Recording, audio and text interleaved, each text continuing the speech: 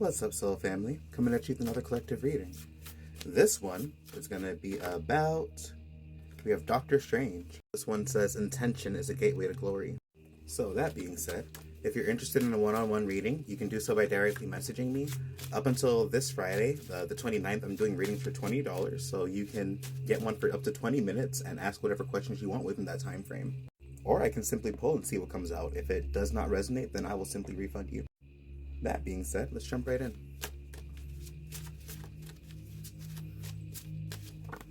So the first card we have out is the Nine of Pentacles. So the Doctor Strange card is about acting out of balance and making sure that while you're, of course, manifesting things into this reality, that it's not something that's going to be of detriment to other people, that you're using whatever abilities and gifts that you have to help other people. And while the Nine of Pentacles is typically like one of my favorite cards, I think in the context of this, it kind of highlights the energy of, while yes, of course, being able to enjoy the money and the abundance that we have, not being too wrapped up in it that we're only using it for ourselves and our own benefit, and only seeing it from a perspective of only us deserving this money or these resources. I think we can clearly see by how the world is today, what happens when people hoard that money, when people hoard those resources. And while everybody has the right and the capacity to live in abundance and luxury, and everybody is deserving of that, it's still also notable that we don't want to do so at the cost of other individuals.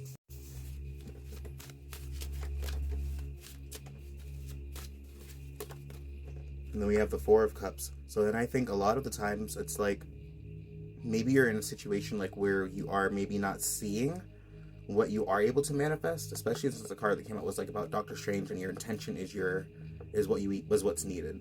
Sometimes we don't necessarily see the options in front of us or the opportunities in front of us, and we could be, exhausted because we already, went through whatever resources we had for the time being. So it could be that maybe you might be about to receive some kind of opportunity, or maybe you're about to receive some kind of clarity, or you're about to see some way that you can take action in some capacity. And maybe it's going to be like this hand that's, positioning this bottle to you.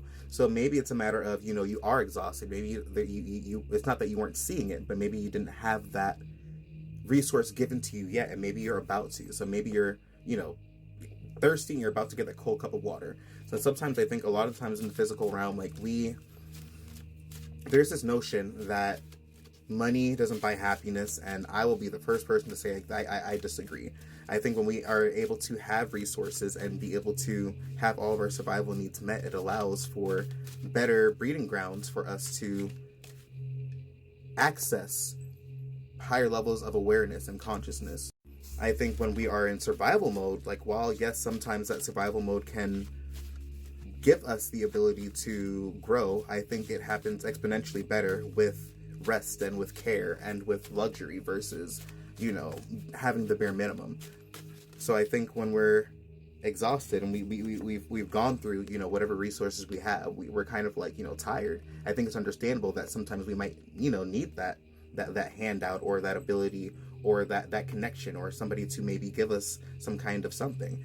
I don't think anybody in this world makes it by themselves. And anybody who's rich and says they make it by themselves, they got it off the back of everybody else is working under them. So I can guarantee that it's not so clear cut that way. And then we have the Judgment card that fell out. So the Judgment card has a lot to do with trusting our connection to the divine. And this would make me feel as if maybe we're being called to, and I hate these words. It is very sometimes, I think, dismissing of how we can, or of the things we go through, but sometimes it's like the energy of trusting the connection we have and trusting the process and really trusting that we are connecting to something that's guiding us and getting us to where we want to get to.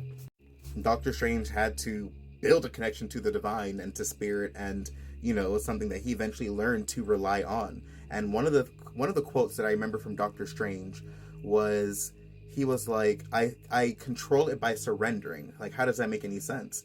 And I think the ancient one was pretty much like, that's just how that shit works, It doesn't always make sense when we are trying to get things accomplished to, let go of control. And it's very difficult to, especially when we're trying to make sure everything goes right.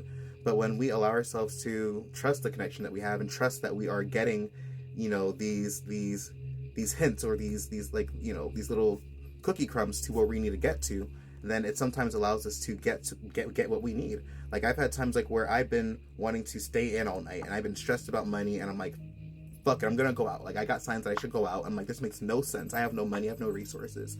And then I went out, and then somebody got a reading for me while I was out, or something along those lines has happened to me on different occasions. So sometimes it's about trusting the signs that we're getting from our higher self or the universe, and allowing that to be what gets us to where we got to get to, especially when we don't have the ability to control whatever we're going through in the moment. We have to trust that what we are connecting to is trying to get us to what we want in the way that is easiest and best for us, even if we're not always able to see it. I'll pull a couple more. And then the Empress has been coming up a lot, so I will forever be the biggest advocate of self-care and really taking care of yourself. Self-care and taking care of yourself. Really taking time to take care of yourself and really pouring the energy inward, because the things we go through here are very difficult. And sometimes, you have to be the one to baby yourself. I wouldn't even say baby yourself, but to be, it's like, if a kid is hurt, you console that kid.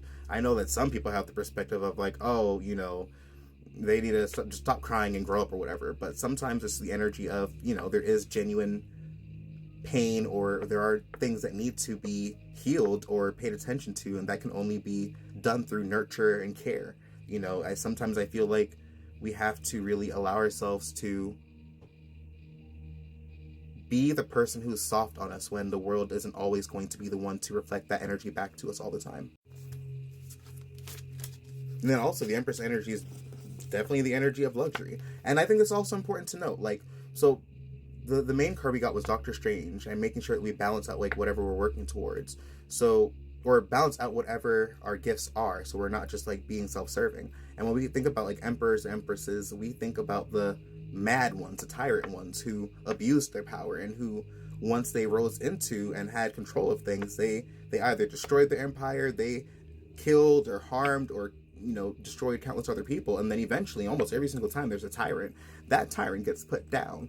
So it's the energy of making sure that we are allowing ourselves to still act out of kindness, compassion, and care, and that if we are, trying to build an empire, that we are extending those qualities that we are doing ourselves for ourselves to other individuals.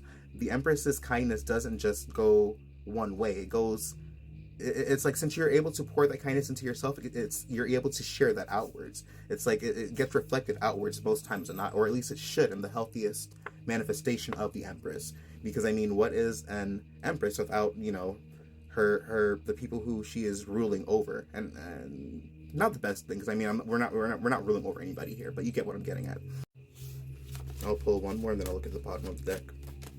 I don't want one to come out. So we have the Knight of Wands, and then on the bottom of the deck we have the Tower card. So I'll forever say that we just have to continue to do our best to follow the things that light us up, or that make us passionate, or that really, put that fire in us, and continue to act on those things, continue to do those things intentionally, because sometimes, we can fall into funks, and it doesn't always allow us to get out of it if we're not like being conscious of creating spaces and moments where we're able to tap into, what our fire energy is, like our creative energy, the things that fuel us. And I think through that, you'll never know like how suddenly like things can shift for you. In my experience, I've continually done things that I love, and then as a result of it, I've had manifestations come about simply because I'm continuing to follow what I'm passionate about, or what I really desire. So it's not always easy to do. Knights go out on their journey, and it's not always an easy one. Sometimes it's arduous, but I think what tends to happen as a result of it is we grow a lot. And sometimes what happens after we grow a lot is we outgrow the old structure that we're in, and that causes tower moments. Once we outgrow old structures, it's, we have to almost reshape and reform how we're approaching things. But that's not always inherently a bad thing, especially when we are then able to build something that's on a sturdier foundation. So that being said, peace and blessings, you guys, and I'll catch you in the next reading.